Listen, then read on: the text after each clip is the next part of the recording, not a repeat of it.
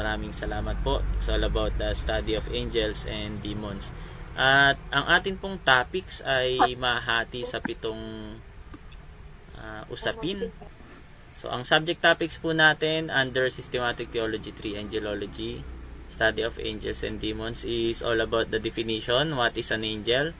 And then, secondly, the divine order. It's all about the creation of angels. And number 3 is the delusion. Ano yung mga myth about angels, yung mga paniniwalang hindi naman totoo patungkol sa angel. Totoo bang may mga angel na walang pakpak? Totoo bang may mga angel na baby? Ang mga stars ba ay angels? Mga ganyan. So, number 4, the description. So, yun po tutukuyin natin ang characteristics ng angel. Meron ba silang emosyon? Meron katuruan na shinare po sa amin na ang angel daw walang emotion. Totoo nga ba yun? So, hindi ko sinasabi ngayon na totoo o hindi. So, pag-aaralan po natin yun. We will going to have a walkthrough about that. Number 5, the delineation, yung boundaries ng good and bad angels. So, we will define also about that. And number 6, about the devil who is Satan. Ito yung Satanology na tinatawag nila. So, sa delineation ay about parang demonology, yung mga demons na. And number 7, last but not the least, the doxology, yung eschatological view concerning the angels. Ano ba ang kinalaman ng angels sa last days? Let's start na po sa definition.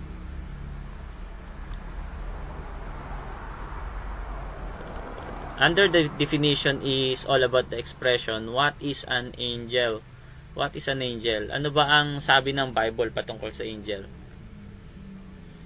Yan, basahin po natin sa Hebrews chapter 1 verse 13 to 14. This is the biblical definition. But to which of the angels said he at any time, sit on my right hand until I make thine enemies thy footstool? Sino ba itong mga anghel na ito? Sabi dyan sa verse 13. And then sabi sa verse 14, are they not all ministering spirits? So, they are ministering spirits. Sa Tagalog ay mga espiritong naglilingkod. Sent forth, kaya they are sent, no? At sila po ay sinugo, sabi nga sa Tagalog. Sent forth to what? To minister, para maglingkod. To them who shall be heirs of salvation, sa mga maliligtas. Kaya ang mga taong maliligtas, mga itinakdang maligtas, those who are elect of God, not only called but chosen of God, they have angels, no, na pinapadala ni Lord para ilayo sila sa kapahamakan, sapagkat sila ay pinili ng Diyos para sila po ay maligtas. At one point or the other, no, na anumang way na tayo ay makatanggap sa Panginoon, every mga accidents or mga muntikan na ikamatay natin, marahil sakit, no, may involvement na angel doon kung bakit nalayo tayo o gumaling tayo, or something na naiiwas tayo sa mga sakuna. Opo. Yan. So, yan po yung ministry ng angel, no? They are being sent para tayo po ay tulungan na maligtas. But they are not the hindi sila yung way ng salvation, okay po? Hindi sinasabi dito na way ng salvation. Only Jesus is the way of salvation. So, another sa definition po natin about the expression what is an angel. Makikita po natin sa Old Testament Hebrew, the Hebrew word for the angel is malak. Yan. Pag plural ay malakhim. Pag nilalagyan ng letter im ang Hebrew po ay nagiging plural ang word. Halimbawa, Eloah is God and Elohim, pluralize the word God, but it is not translated as gods na plural, but ang ibig sabihin ng Elohim ay in a compound, no, compound po siya na noun, hindi po siya maraming Diyos na binibilang. Okay po. So, malakhim. Yun po ang ibig sabihin ng angels or malak kapag angel. So, ang original letters ng malak ay nandito po sa Strong's Exhaustive Concordance po, number 4397H. Yan po. And ang meaning po or definition is messenger, representative, ayan, angel, theophanic angel. Yung theophanic angel na yan ay i-share natin mamaya kung ano ibig sabihin ng theophanic angel. So sa Greek po naman, New Testament Greek meaning, the Greek word for angel in the New Testament is angelos. Angelos, yan. At dito po sa Greek, walang letter NG, okay? Dalawang G. Pag nakakita kayo ng dalawang G, matik yan, ang magiging rules niyan ay NG or nga. Kaya angelos ang kanya pong basa dito sa Greek natin. Ang ibig sabihin po or definition ni Thayer ay messenger, envoy, or the one who is sent, or an angel, a messenger from God. So yan po ang Greek natin. So both Hebrew and Greek word of angel commonly means what? Messenger. In general, kaya pag sinabi mong messenger, strictly, dogmatically, ang ibig sabihin may messenger. Wala pa pong ibang meaning talaga na maliban doon. So, magkakaroon na lang din tayo ng iba pang mga interpretation ng means na marahil ay involve or dikit sa salitang angel. Okay po. So, strictly muna tayo ay angel means messenger. So, ayan. Next po tayo. After our expression is explanation naman. Who is an angel? Kanina po ang tanong natin is what is an angel? Ngayon naman po ay who is an angel? So, may mga tinatawag kasi sa Bible na angel, pero hindi sila yung angel na may pakpak. Okay? So, isa-isahin natin to. So, ang translation ng angel, muli, pagdating sa Hebrew ay, ano po ulit? Malak. At saka sa Greek ay angelos. Di ba po? So, ang translation nito, actually, may mga verses or usage ng mga words na malak or angelos na hindi naman tinutukoy yung heavenly beings. Okay. So, the Old Testament Hebrew and New Testament Greek translate the word angel as ambassador, messenger, deputy, or ministers. So, even ministers din pala, no, pwedeng tawaging angel dito sa Bible. Kaya, wag tayong magtaka minsan kung bakit tinatawag daw nila na itong si Manalo ay anghel. Okay po. Dahil di natin sila masisi dahil lang nasa isip nilang pagiging anghel ay hindi yung anghel na nasa langit, kundi bilang mensahero ng Diyos. So every messenger, they could be called as angel kung sa Greek word ang pagbabasihan po natin, hindi yung Tagalog o Filipino or English na word na angel, na isa lang kasi ang kaalaman ng tao pagdating sa angel, yung galing sa langit na may pakpak na anghel. So dito, letter A po tayo about translation ng angel. There are 4 human messengers. So ang salitang angel are also applied for human messenger. From one human to another. Ito po ang verse, Luke chapter 7 verse 24a. When the messengers of John were departed, he began to speak unto the people concerning John. So, sino daw po yung messenger? Messenger ni John. Okay, so human messenger po yan. At makikita po natin dito sa Greek. Ayan po, having departed then, messenger. Ito pong salitang messenger, ang original word po dyan ay angelon. Same word sa mga angel na tinutukoy sa Bible na angel of God, mga heavenly beings. Kaya ang tao ay ginagamitan din ng same word pagdating sa salitang messenger. Kasi nga, ang ibig sabihin ng angel is a messenger. Okay po ba yun? Clear po tayo dyan, ano? Ayan po, makikita mo po dyan, messenger. Okay. So, sinum ko for the sake ng mga nandyan po sa ating live streaming. Apheltoton, deton, angelon. Sabi po niya, aperkomai doho angelas. So, yan po sa English, ay sa Greek. Okay, next po tayo. Letter B. So, sa translation, pag sinabi mong angel, pwedeng human messenger. Ikalawa, letter B, for human messenger bearing a divine message. Okay? Kung yung una ay messenger ni John, ito naman po yung tinutukoy dito. Try nating basahin. Una, ito pong Haggai, chapter 1, verse 13. Ang sabi po sa Haggai, chapter 1, verse 13, Then spake Haggai to the Lord, messenger in the Lord's message unto the people, saying, I am with you, saith the Lord. So, yan po ay King James Version. Yung salitang the Lord's messenger, kung babasahin po natin dito, ayan po. Teka, bakit ito ay nakalagay pa rin ni Luke chapter 7 pa rin. Balik tayo. Saglit lang po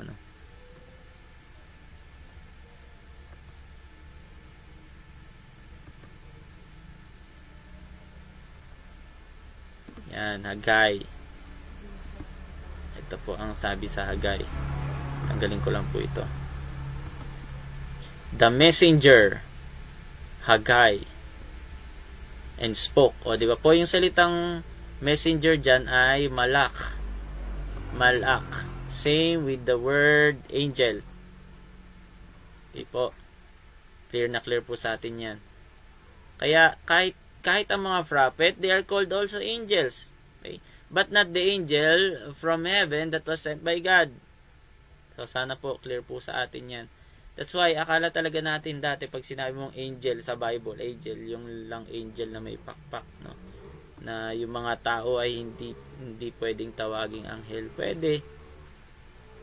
Kung ang expression ng ating words ay in the Greek or Hebrew, malak or angelas. And may mga verses naman po na nakalagay dyan. But, hindi po tayo nagpapatawag na anghel. Anghel ako ng Panginoon. No. Mami-misunderstood po ng... Huwag nating itetempt yung mga tao na magtutunog kulto po tayo kapag kaganyan. Po. So, nag-aaral po tayo dito. I'm not encouraging you na magpatawag tayo ng anghel. But, biblically, we are also called angelas and malak. In English is also angel. But we're not called na as in yung angel sa isipan ng tao. Okay, so hanggat maaari, iwasan po natin yan. Huwag po tayo magpapatawag ng ganun. I'm not encouraging that. But I'm just opening our minds, no, na ang angel sa Bible ay hindi lang tao ang binabanggit doon. So, in 2 Corinthians chapter 12, verse 7, ito pa, for impersonal providence. Actually, sabi nga dito, even in the physical deformity of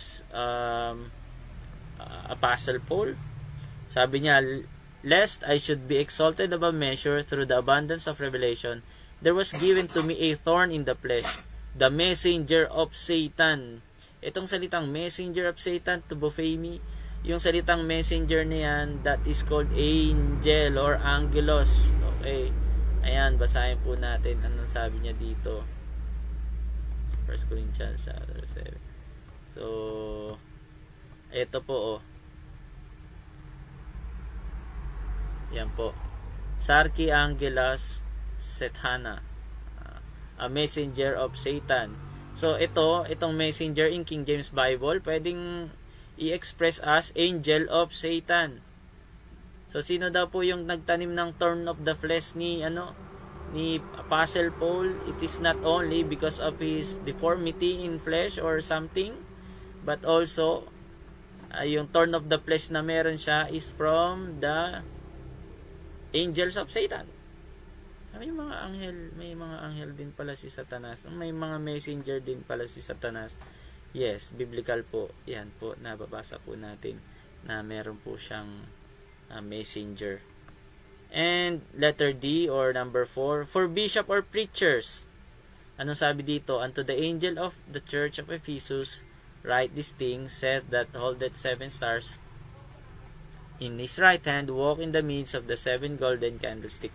So, for bishop or preacher unto the 7 angel. Kasi ang napagkuhanan ko nito, no, naniniwala siya na yung angel na tinutukoy dyan sa Ephesus ay sinulat para sa mga anghel.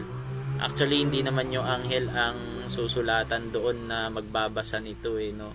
Ang ibig sabihin ng angel talaga dito, isa sa pinaka-plain at mas understandable na angel na tinutukoy dyan ay yung mga messenger, which is human messengers po, maybe pastors or any gifts na meron silang. Nakalagay dito is by bishops or preachers in those area in Revelation chapter 2 verse 1, chapter 1 verse 20, 2, 8, 12, 18, 3, chapter 3 verse 1, 7 and 14. So sa 7 churches, ito po ang nakalagay dyan in Greek word. Sabi niya dito ay angela. Kaito, angelo, tes, and ayan po, itong salitang angelo ay it is translated as angel. Kaya mababasa naman po natin at madalas po natin nababasa yan sa aklat ng Revelation. So ayan po. And letter E for demons without bodies. Kaya yung kahit walang mga katawan, mga espiritu lang sila, may tinukoy din na demons or something, angel na tinutukoy dyan. So basahin po sa Matthew chapter 12 verse 24, ang nakalagay po dyan ay daimon. Pero sa 25 verse 41, yan na lang po ang kukunin natin na verse. Yeah, ito po yung sinasabi sa 24 verse 41. Ito yung patungkol kay Satan. Being cursed into the fire eternal, having been prepared for the, okay, inihanda yung apoy na walang hanggan para kanino daw? For the devil, or English ng devil is diabolos, and the angels of him. Kaya may messenger or may angel talaga si devil. Okay po. Sa Tagalog niyan, sa diablo at ang kanyang mga kampon. Pero kapag sinabi mo kasing angelas, no, talagang may dala silang message from the devil. That's why kung may word of God, meron ding word of the devil. Kung may messenger ang God, meron ding messenger ang mga devil. And kaya ang tinutukoy dito, it's either dalawa, mga tao na mga ginagamit ni Satanas na maging daluyan ng kanyang kasinungalingang mga turo, or possible na yung mga diablo or mga devil niya or kampon niya na spirits, no, na tinutukoy diyan. Pero sa ating pag-aaral, without bodies, kaya ito ay mostly ay hindi yung talagang mga tao. Mas 99% dahil ang tinutukoy diyan ay si Beelzebub doon sa Matthew 12:24, at dito naman ay dahil dikit yan kay devil. Yan, ito po ay isang spirit or demons without bodies. So mamaya kung may katanungan kayo about the angels at may kinalaman sa ating pinag-aralan ngayon, ay pwede po tayo magtanong. Ano po? Huwag po kayo mahiyang magtanong. So prepare your questions na lang. So sa explanation, who is an angel? Letter F na po tayo. For heavenly beings naman tayo ngayon. So tapos na tayo sa mga tao na tinukoy. At maging sa diablo, angels din po ang tawag. Kitang-kita naman po natin na angel pa rin. Oy, para kang anghel. O anong anghel? Anghel ni Satanas o anghel ng Diyos? Kaya anong klase anghel? Anghel na cast out? O yung anghel ng langit? So sa translation, heavenly beings, ito po ay very common naman, no. Pero dito tayo sa medyo may tawag dito critical verse or chapter sa Genesis 18. Kasi itong Genesis 18, dito po yung the Lord appeared to Abraham and Sarah and kinausap sila eh. So, Abraham was visited by 3 men one day. Then, the men turned out to be unusual guest. Parang nung una, parang unusual guest lang sila eh. Parang mga bumisita lang doon. To say the least, and the visit was life-changing for Abraham and Sarah. In Genesis chapter 18 verse 1 to 2 says, the Lord appeared to Abraham. So who appeared to Abraham?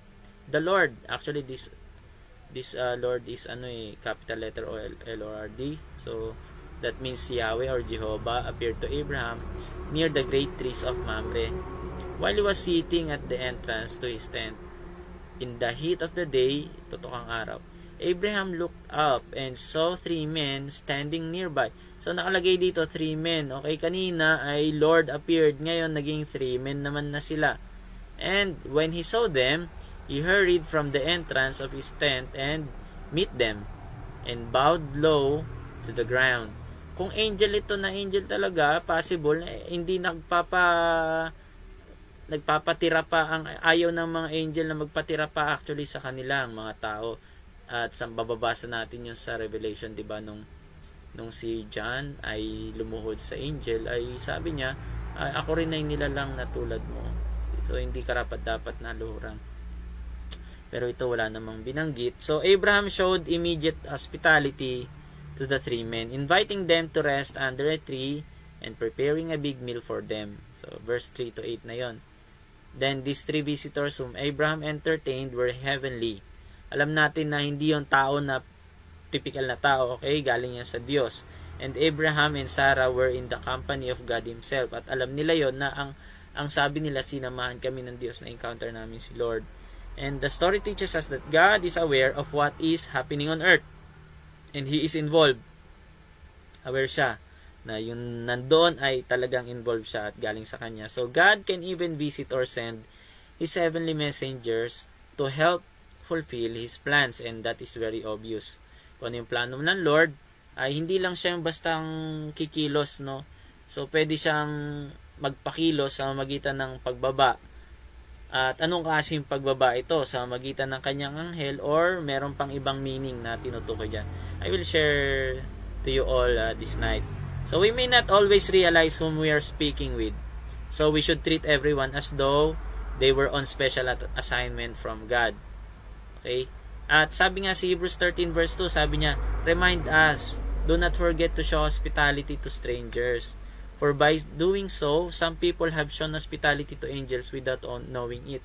Na ini-encourage ni Apostle or kung sino man na nagsulat ng Hebrews, kasi debatable kung sino po nag-author ng Hebrews, na maging noong unang panahon, may mga strangers or mga, ano ba sa Tagalog ang strangers, mga estranghero, no, mga akala natin ay palaboy o mga taong hindi kilala na siyang tinulungan, pero mga anghel po pala sila, gaya ng ginawa po ni Abraham.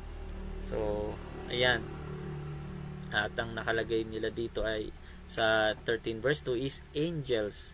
That's why possibly nung panahon nila Apostle Paul or kung sino man na nagsulat ng aklat ng Hebrew, ay they're pertaining especially to Abraham talaga, na tinulungan niya yung mga anghel, pinakain niya yung mga anghel. Even Lot, na-encounter din yung angel, and they entertained those angels. At paano ito? Ano ang sabi dito? The Lord appeared, okay? Pero si Lord ba physically ang nag-appear or nagpadala siya ng 3? And some doctrines na sinasabi ay itong 3 men na ito that were standing by is the Holy Trinity, which is the Father, the Son, and the Holy Ghost. Na dalawa yung pumunta kay Lot kasi may dalawang anghel na pumunta kay Lot eh. And then yung isa, nakipag-bargain si Abraham doon sa isa na yon, na sinasabi niya, kung merong 50 matuwid diyan sa Sodom at Gomorrah, gugunawin niyo po ba ito? Sabi niya, hindi niya gugunawin. So, yun yung bargaining hanggang 40, 30, 20, 10. Kung may 10, at sabi niya, hindi daw niya gugunawin. But, sad to say, ay lesser lang sa 10, which is only the family of Lot was found righteous, not by their own righteousness. Actually, that was a favorable grace of God unto them. So, yan po ang sitwasyon doon. Pero, wala naman pong nakalagay na ganun mababasa dito, na plainly. Kasi sa Hebrews chapter 13, mas mabigat pa nga na possible na angels yon. But, dahil tayo nag-aaral ng theology, let us just open this book. Hindi po ito case closed, at wag po tayong maging dogmatic na ipipilit namin, hindi, Trinity yan, hindi, angel yan. So, hanggat maaari sa ating pag-aaral, ulitin ko po, we should have to be balanced, at wag tayong masyadong dogmatic, lalo na kung hindi plain talaga ang ating basa. Even though merong mga hints na tinutukoy tulad niyan, dahil kung ang lakas naman ng isang possibility na hindi hinayaan na magbow itong si Abraham sa kanya, ay ibig sabihin possible talaga na pinapakita na si Lord din yon, or ewan natin, kasi sa Revelation nga ay pag lumod ang tao sa angel, talagang ayaw nila. So hindi natin alam, wala pa talagang nakalagay diyan na ano, pero ang may tawag sa case na ito, ang tawag po diyan is theophany or Christophany. So i-share ko po sa inyo tong theophany and Christophany kasi part ito ng angelology, that even God himself appeared as if, number one, ang sabi dito ay Lord appeared, and then yung angel na pala ang kausap niya, pero ang sabi niya ay the Lord appeared. Okay, so maybe it was a representation and authority of God, na si Lord talaga ang tinutukoy doon, nagpakita sa akin ng Diyos, pero hindi pala talaga personal na ang Panginoon, but meron tinatawag na theophany of God. So what is theophany of God? We can also call this unique encounter with God theophany. It is a manifestation of God in the Bible that is tangible to human senses. Nakikita, nahawakan, nakakausap. Okay? So yun yung appearance ni Lord. In its most restrictive sense, hindi naman lahat ng okasyon na nagpakita si Lord, nagsalita si Lord ay ganon. Kaya restrictive lang po. It is a visible appearance of God in the Old Testament period, often, but not always, in human form. So, some of the theophanies are found in these passages. So, yan po yung mga verses ng theophanies of God, ang tawag po doon, na ang una ay nagpakita sa akin ng Diyos, tulad po nung kay Jacob. So, kay Abraham, normal na, regular na, sabi dito, the Lord appeared to Abraham on his arrival in the land of God. He had promised to him and his descendants. Actually, sa Genesis chapter 18, kung babasahin natin yung buong chapter, kumain pa nga po itong mga ito So, kumain pa po sila.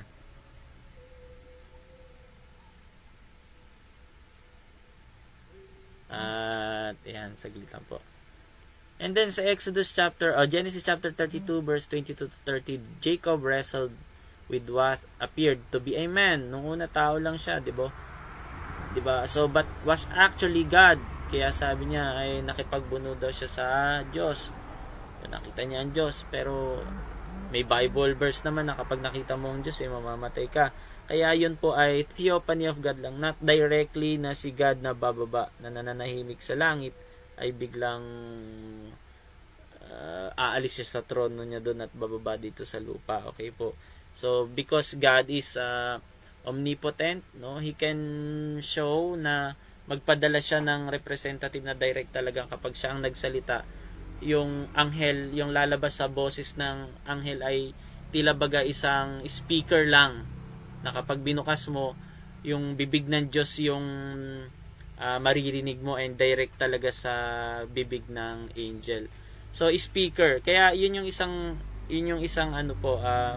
isang magandang illustration natin sa ngayon, no, na yung salitang speaker. Halimbawa ay nandito ko, and then kakausapin ko yung anak ko na walang cellphone, pero yung panganay may cellphone. Sasabihin ko sa panganay, kausapin ko nga yung si Bunso, and then ibibigay mo yung speaker sa kanya.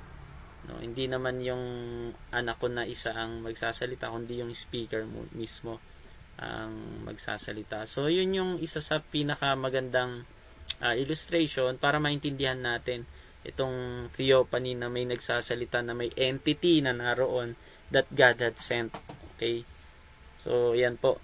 And God appeared to Moses in the form of a burning bush. Di ba sabi doon nakita, the Lord appears and telling him exactly what he wanted him to do. Nagsasalita talaga, no, sa Exodus chapter 3 verse 2 and 4 verse 17, na ang Diyos talaga ay nagsasalita sa magitan ng apoy naman. So theophany pa rin yun. Ibig sabihin kasi ng theophany, theos means God, di ba po? And phino means to show or to reveal. So God revealed himself in maybe through fire, through an entity, human-like form. Okay, ganun po. At dito po sa Exodus chapter 24 verse 9 to 11, ganun din, God appeared to Moses with Aaron and his sons and the 70 elders. The Lord appears, sabi doon. And Deuteronomy 31 verse 14 to 15, God appeared to Moses and Joshua in the transfer of leadership to Joshua. Ang appearance na yun is through His presence or clouds. Yun yung tinutukoy doon. And in Job 38 to 42, God answered Job out of the tempest and spoke at great length in answer to Job's question. Kaya ang tawag po doon ay theophany. Kung meron naman na tinutukoy ay Christophany, yun naman ay pagpapakita na si Jesus Christ, obviously, halimbawa, nung itinapon po si Meshach, Shadrach at Abednego sa isang apoy, o dun sa, di ba po, sa apoy, fiery furnace, opo. At may nakita silang ika-4 na form na tila baga anak ng Diyos, and obviously alam naman natin po na that is Jesus Christ. So ang tawag doon na in appearance na si Jesus ay word and no flesh, no, wala naman siyang flesh, so He can appear at that form. Ang tawag po doon ay Christophany. Wala naman sinabi na may pakpak siya nung nakita doon. At sabi niya tao lang din na may kasama siyang ikatlo na para bagang anak ng Diyos. So yun po ang nakalagay doon. So heavenly beings, okay, refresh ko lang, no. Nandito po tayo sa who is angel. Nauna na po yung expression what is an angel. Ngayon po is who is an angel. And ngayon, sa translation, dito naman po tayo sa notation. Take note, okay? The term angel is not a personal name na, oy, anghel ka, or angel na pinapangalan ngayon sa tao, but rather a title describing an office. Kaya sa Old Testament, New Testament, it is not a tinatawag na proper name, but they are what we call a common name. That's why our outline, as you would read above, ang nakalagay dito under the definition, no, Roman numeral number 1, letter B, explanation. Who is an angel? Hindi sinabing who is angel. Sino si angel? No, so ibig sabihin hindi ito pangalan, okay po. Hindi yan na proper name.